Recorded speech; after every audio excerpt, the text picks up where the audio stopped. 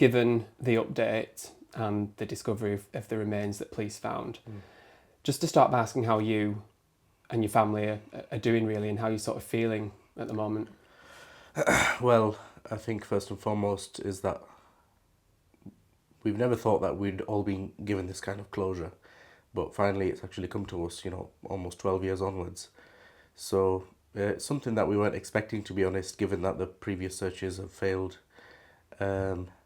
But I knew that when my father said that he's going to actually reveal the location this time around when I was 18, so about 2 years ago, I believed in him because he told me the truth, and he said that he'd never lied to me in regards to this matter because he knows how serious it is for me. So I think my family are very happy with the discovery. They're a bit upset it took so long, but it's better than nothing happening or nothing being found. So I think we've all just been we all feel like we've had a bit of closure brought forth to us. In terms of the searches that you mentioned there that had happened previously, we know that the area around where the remains were found have been searched quite a few times over the years by police. Every time they happened, was there a feeling of hope and kind of hope that something would be found? And how did it sort of feel for you guys when that wasn't the case? Well, there was feelings of hope, yes, because we all thought that there were loads of we knew that there were loads of resources and financial budgets and stuff like this being put in from both the police force and in the past, especially, for example, in the first search, there were loads of people on the outside, such as NASA and the FBI, who helped in with this search as well. So we were definitely longing for an answer, which was positive. However, when they failed on the two occasions, I started to question why, especially because the first search was, I think, a 15-mile stretch of that land, and there were all sorts of cadaver dogs and all this kind of props being used to help the situation.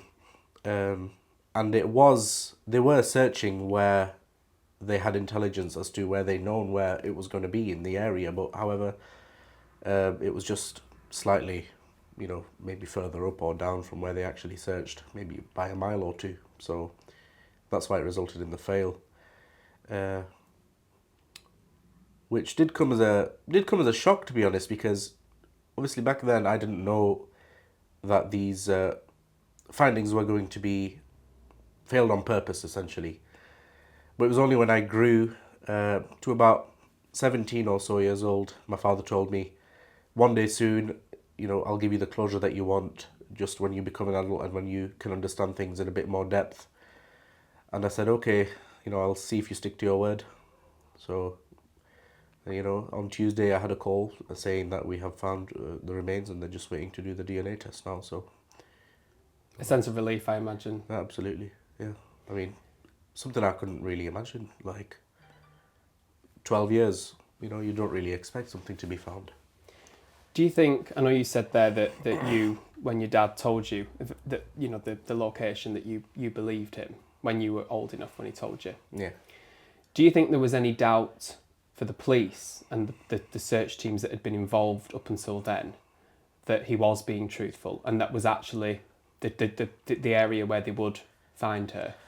I think there definitely was doubt because they had, on his most recent, when he tried to communicate with them on his most recent, what would you call it? Like, I don't know, whatever you'd call it.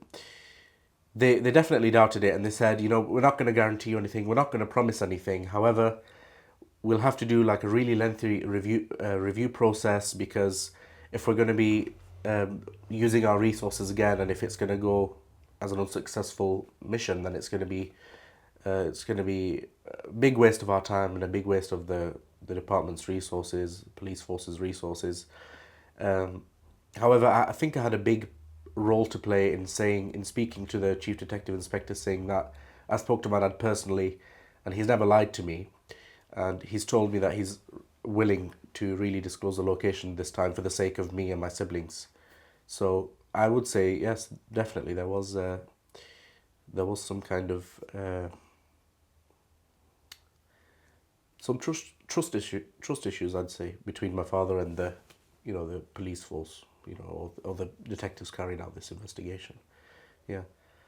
So, but I'm happy they finally came to to an answer in which they said, okay, we'll have a look for the third time, but if it's going to fail after this, then we're really not going to have a look again, because three times in a row, it's not going to really look good, is it? So yeah. That length of time, over 11 years since your mother was killed, and nearly as long that your dad has been in prison. What has that journey been like for you and wider family? Because there was a lot of years there in between, before you were of an age where your dad revealed more information to you, where you didn't really know where she was or what had happened, really. Yeah.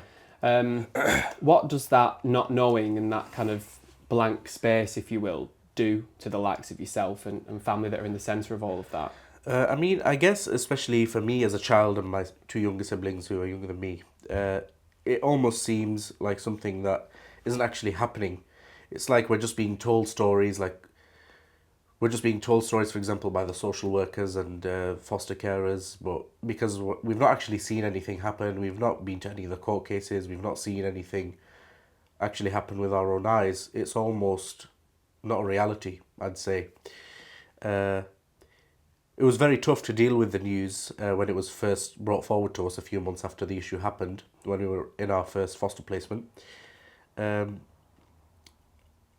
to be honest, I think in general, with the wider family, I think it kind of froze the situation in terms of like everyone getting together, and it made things a little bit awkward, especially towards the start.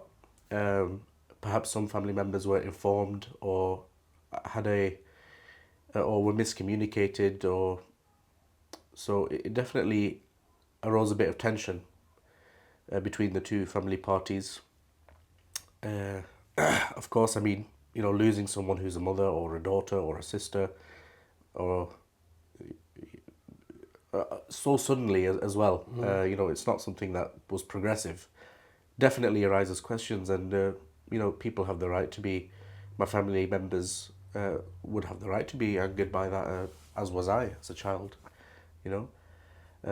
I was very upset with my father for many years, and I didn't want to talk to him really, because what I was told by the social workers, was one thing.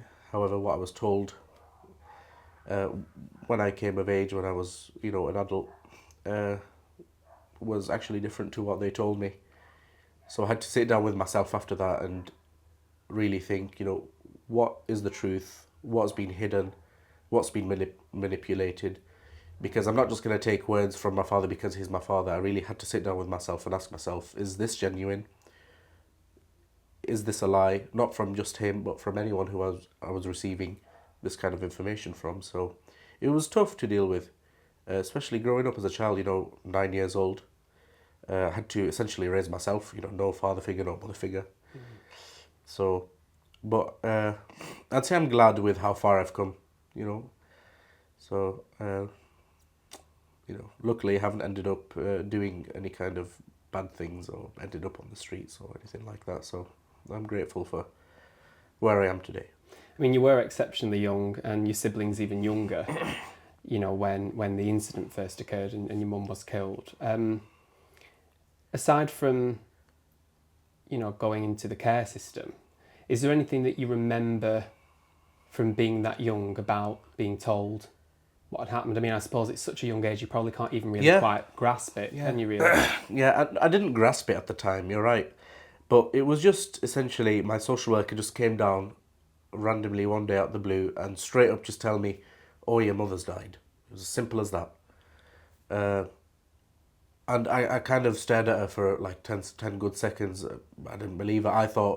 At the time, I thought perhaps my mother fled to another country, to Saudi Arabia or something. and I didn't believe her. But I think there were a few other adults surrounding me at the time, and they were trying to basically let me know that yeah, actually this has happened, because I basically didn't believe it from the social worker. So I broke out into tears at the time. People deal with this kind of breaking news in different situations. I did. I broke out in tears.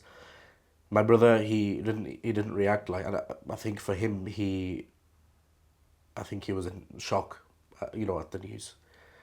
Uh, so yeah, it was very difficult to grasp. I'd say maybe for the first month, of having the news broken to me. Um, I'd have to almost remind myself every day, this has happened, because it's just not something that a 9-year-old encounters, frequently, or Or should ever something have that they'd to. expect, yeah, or they should ever have to. So, yeah. And in terms of being that age and not only learning that your mum had died, were you told at the same time that it was believed that your dad was responsible? Were you told that at that age? Can you remember? I don't think so. I don't recall. So I'm going to say I don't think so.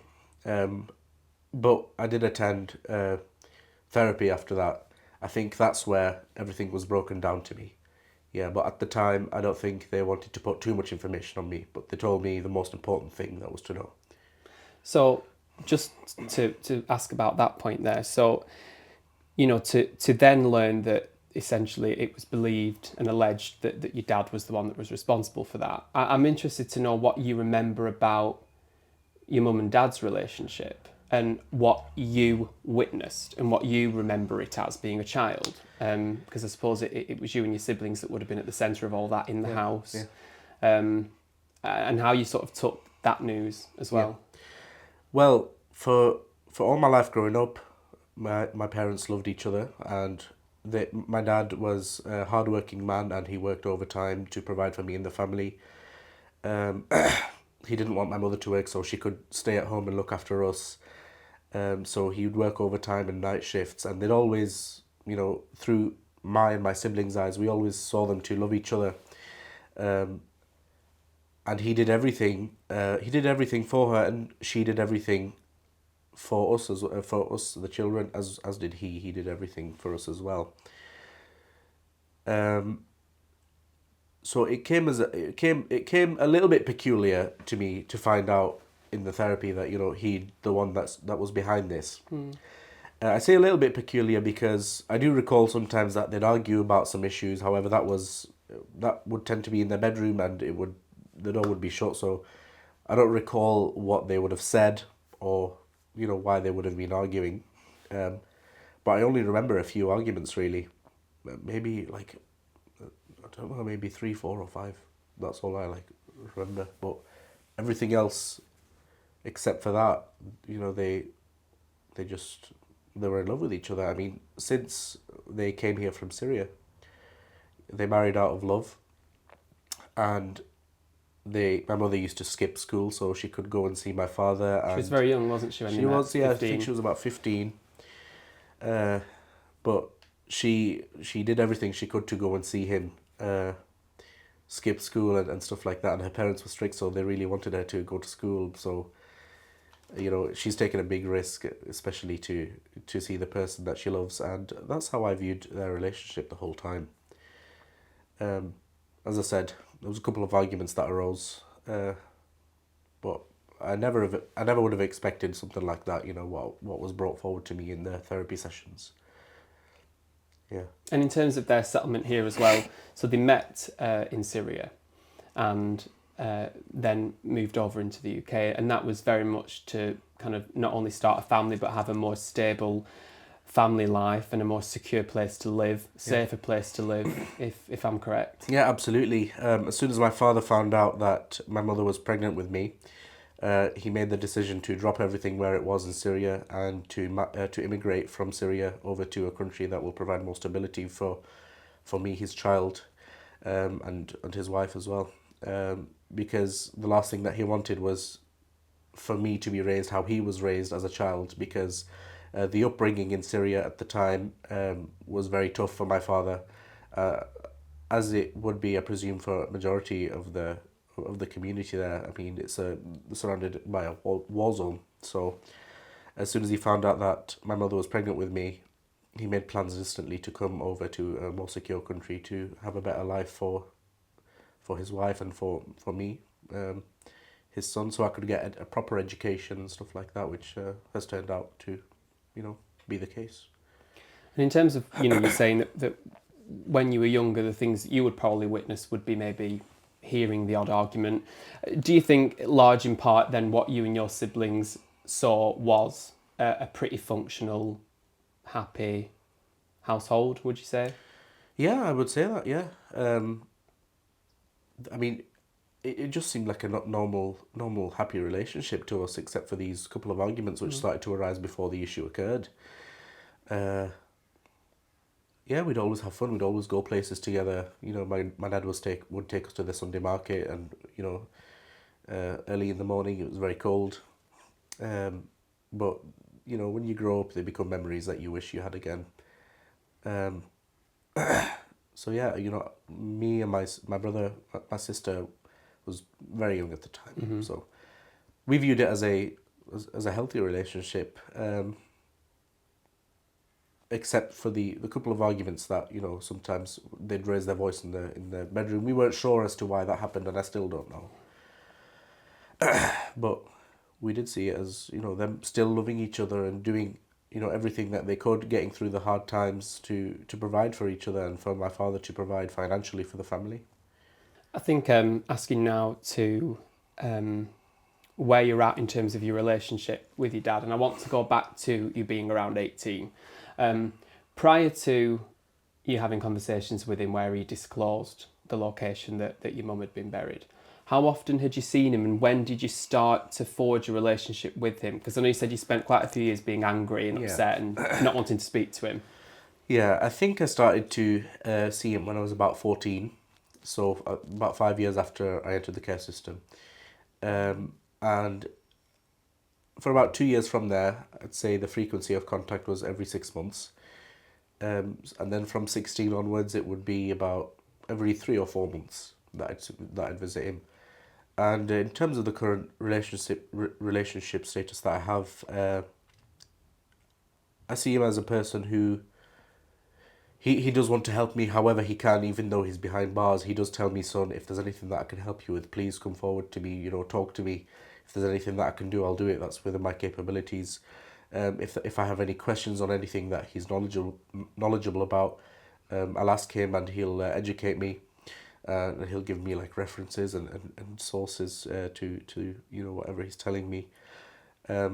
So I think the situation at the moment is that, I mean, he has asked for forgiveness thoroughly since, and he said, I don't expect you to forgive me, and I expect, in his terms, for me to never forgive him.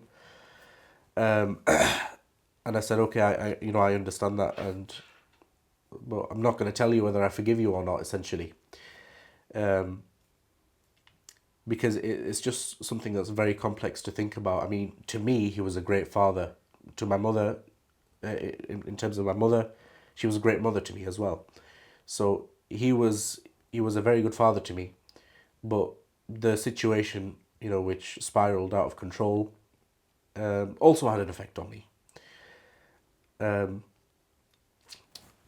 I think I'm great. I think I'm more grateful to the fact that he, disclosed the location of my mother's remains, because of the sole fact that I'm his child, as is my brother and sister. That's the only reason he said that he did it, so we can go and lay some flowers down, because he does regret doing the action, because of the fact in which how it has led our life to go, for example, without parents, without no mother figure or father figure. That's the reason he regrets it. So yeah, I'm grateful, that the remains have been found, so we can do something about that in the short future. And I wanted to ask, you said that when your dad felt that you were of an age where you were old enough and mature enough that he then felt was the right time to disclose the area in which he'd buried her. Given the length of time that had passed, how come you were so trusting, and how come you believed him? When he revealed that, when he told me that I will say the right location, do you mean? Yeah. Well, I believed him because he never lied to me in the past. In the past, when he had the 2 chances to go and reveal the location, I wasn't notified, or he didn't tell me that I'm going to go and do this, so he didn't lie to me in any way. And he never has. So the moment that I went to visit him and he said, I'm going to be doing this for you, there would be no reason for him to lie to me because he's not going to gain anything out of that. So my first instinct is, to trust what he said to me. Because there's nothing for him to lose, but there's something for me to gain. So it's kind of a win-win situation in that aspect. Yeah. Slightly harder question to ask, but you've sort of given his reasonings for waiting until you were of an age where he felt that you were mature enough. Yeah. But what that did was leave a number of years where there were police investigations and resources that were ploughed into that. Yeah. I think a lot of people would struggle to find an understanding or a sympathy as to him waiting till you were of age when what had happened before that had been years and years and years of police investigations and money ploughed into finding her. Yeah. What do you sort of make of that? Absolutely. I agree with you, actually. I completely agree with you. I've tried to put myself in the shoes of an outsider who's trying to look into the situation. And even now when I do so, I'm gonna be thinking to myself, what he did was incorrect and was cruel. People may be asking, why did he even bother with the searches in the first place? But so I agree with you in terms of an outsider's perspective on this. And I almost, to a great extent, was thinking in the same manner before I was told that I'm going to tell the truth to the police for you for the sake of you and your 2 siblings. So I was actually almost in the same shoes. So I mean, it just comes as a shock to the nation. They may be thinking, why did he wait so many years? And I don't think anyone who reads into this would know, why it took more than a decade. But I know because he told me firsthand that he wanted to wait for me to become of age so that he could sit down and talk with me and tell me exactly why he did what he did. And he did tell me that, he does regret what he did because of the results that spurred from that in terms of how his children ended up in foster care and, having a tough upbringing. So I don't disagree with the outsider who says this is actually a very weird take on it. That they're fine to have that opinion, and I respect it because at one point I was exactly the same minded way. Yeah. And in terms of who your mum was as a person, if we can just talk about her for a moment, I think from what we heard play out in the trial, the court was told how she'd essentially found refuge, been moved into a property with you and your siblings in Cheetham Hill, had reported your dad to the police, and was actually very focused on bettering her education. She was going to college, she was studying. Is that a measure of who she was in terms of her being headstrong and driven? Yeah, she always stood up for herself. If there's anything that she wasn't comfortable with, she'd speak up about it. And she did want to better herself. She wanted to gain a bit of education, so she was studying, I think, English at the Manchester College. She just wanted to do everything that was in the best interest for her and her children as well. So she was a very good mother. She was a fantastic mother. She didn't do anything which I disliked, or I don't even have any memories of her doing something which I didn't resonate with. So yeah, she always had the best interest at the forefront of her decision making. And are there any kind of memories in particular? I know we're going back a lot of years, and you were quite young, as were your siblings, but is there any kind of one particular memory or anything in particular that you regard as being a really joyful and happy time that you spent with her? Let me have a think. To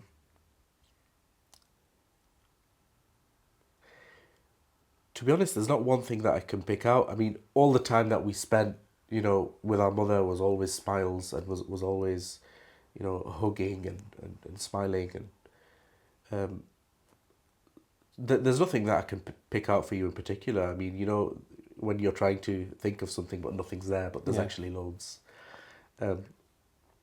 Yeah, I mean, I don't have any bad memories of her. The only thing I remember is smiling, being happy, feeling loved. So there's nothing that I can complain about, really. When you mentioned then about, forgiveness being a really difficult thing to say yes or no to when it comes to your dad, it's a difficult one, and there isn't really a yes or no answer that you can give. Looking into the future, do you think you'll ever, or are you hopeful that you'll ever reach a point of forgiveness with your dad, or do you not see that ever happening fully? I think the fact that he disclosed the remains certainly helps with me believing that he's doing the right things and that he's not going to be doing anything that will harm anyone around him or anyone at all. So I think, this revelation does help, certainly. And the reason I say that I can't say yes or no is because I'm in the middle at the moment. So hopefully after some time passes and, I get a bit of closure putting down some flowers, perhaps at that time I'll be able to reconcile and to be able to explain to my dad, that how this has made me feel, that I feel, that I can actually go somewhere and send some greetings to my mother and put down a few flowers. So I think he's done the right thing. And he's always said to me, if there's anything that I can do that will make you feel better or that will help me do the right thing, then tell me. Because he doesn't want to do anything which will make me upset. Because he already feels like he's done, enough in regards to what he's done because of the way that his children were raised. And that's the last thing that he wanted, for his children to be raised by, someone that aren't their own blood. And do you believe he's truly remorseful? I do.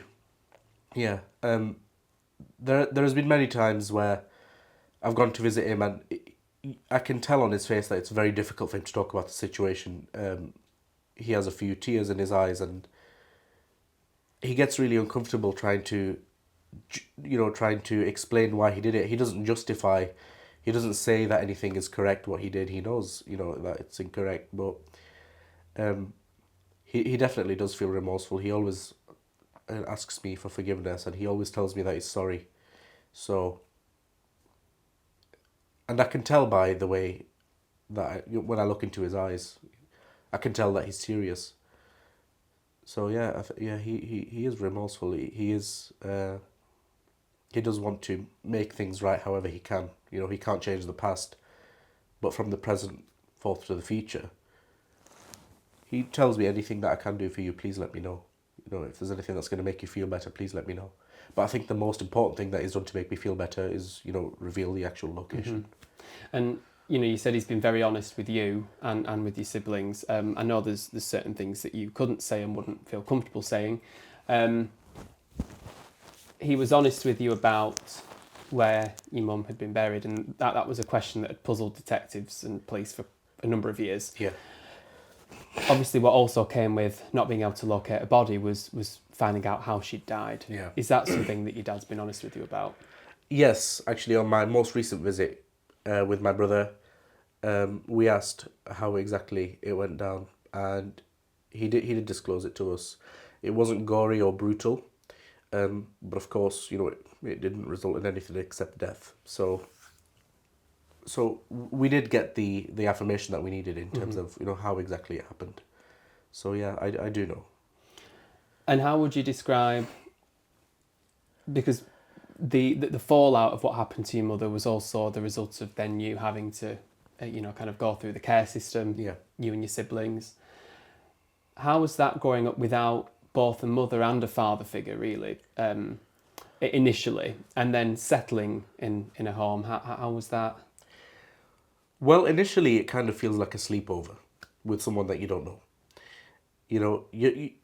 It doesn't actually settle into yourself that you're going to be living in a long-term foster placement until actually 2 or 3 weeks have passed.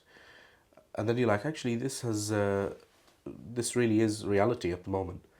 So at the start, it feels like a weird sleepover, I'd say. But when you settle in, even though you're settled in terms of your environment and your surroundings, it's not guaranteed that the care environment that you're going to be brought up in is going to enforce your beliefs or your cultures or your traditions. So it can be a bit of a clash, really.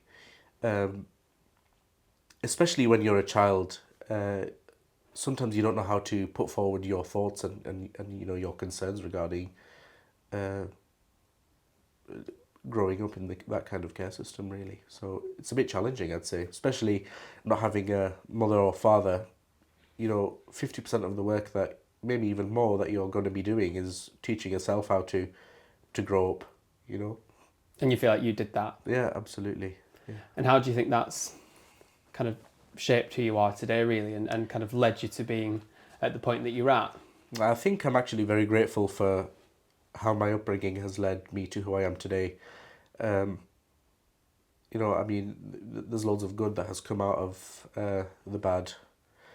I'm studying adult nursing at the moment at university, and I also have my own apartment, and I'm thankful I have a nice cat and all sorts. My grandparents live close to me. I'm in an area which I know quite well, and I think it's also led me to be a very courageous and honest person. I don't think it's easy for the majority of people to talk about such traumas, but I think because I was thrown into it so quickly at such a young age, it makes it easy for me to kind of connect with others who might have gone through a similar situation. So I think that's helpful, definitely, because I can attend, for example, groups, or maybe like be an ambassador to someone else who is going through or has recently gone through the same thing. So I think some good has definitely come out of that. And you said there that there's elements of it that's kind of made you, maybe more confident and courageous. Imagine a lot of that as well might have been strengthened through the fact that what happened to your mother's been in the press over the years repeatedly, on the television. There's been documentaries about it, news reports about it. Yeah. Maybe this is something that you can maybe get a grasp on now you're older, but when did you start really recognising that was happening? Because it's not only a situation that's happened to you, a traumatic event, but it is also then in the newspapers, isn't it? It's in the press, it's on the TV. It's kind of your private business in a way. Yeah, that's a very good question, actually. I'd say it didn't actually settle in properly, perhaps until I was about the age of maybe 13 or 14. So it took a number of years to get a grasp on, the reality of things, especially because I hadn't seen anything at all. I hadn't seen my father until about a year or two after, this reality kind of kicked in. So it took about 4 years or so to really get a grasp. And now we've had the news that the remains have been found. And I know you said it feels like a sense of closure for you and your family. Are you kind of hoping that is the end for you? That is the full stop for you and your family, just mending and moving on with your life? Yeah, absolutely. I mean, there's no more kind of flashbacks that can come forward after, this news. I mean, this news is the biggest news that we've ever expected to hear since the incident occurred. So I would definitely agree saying that this is going to be a full stop in the books now. After the news have, put out their words and their thoughts on this and their reports, we'd like to see it as, you know, the final chapter of the book being closed, because it's just it's just a headache to hear every couple of months or every year. You know, you have a random TikToker that can upload it, or a random documentary, or a random YouTuber. So hopefully, after, you know, this period, there'll be nothing more. And just finally, you and your family, are you all still in touch, all still very close? Yeah, we are. Yeah. And I wanted to ask how important that's been for supporting one another and being there for one another through Yeah. an extremely turbulent 12 years. I can imagine that that's been a bit of a lifeline, really. Absolutely. Yeah, my family are close by, and if there's anyone that I need to visit or see and kind of let out my feelings or ask them questions about something that I may not understand, they're always there for me. And you know, we'll talk about it over dinner or some tea or something like that, which I think is very helpful, actually, considering that I do have family members and I'm not going to allow them to wither away. Is It's very important to me, because the last thing I want is for my mother to, you know, pass on, and then for everyone else to metaphorically also pass on. So I think it was very important for me to have family around me that love me and care for me, and also would do, you know, what's in both of our best interests for each other. So yeah, I'm thankful for that.